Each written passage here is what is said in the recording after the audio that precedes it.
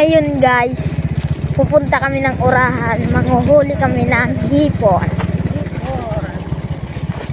Hipon.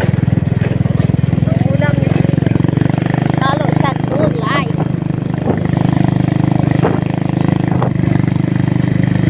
Ito ang lupa ni Pri. Malawak. Baba. Sa kanya din yung baba.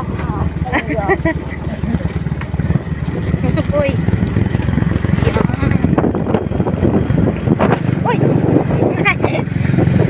Luwet kasi.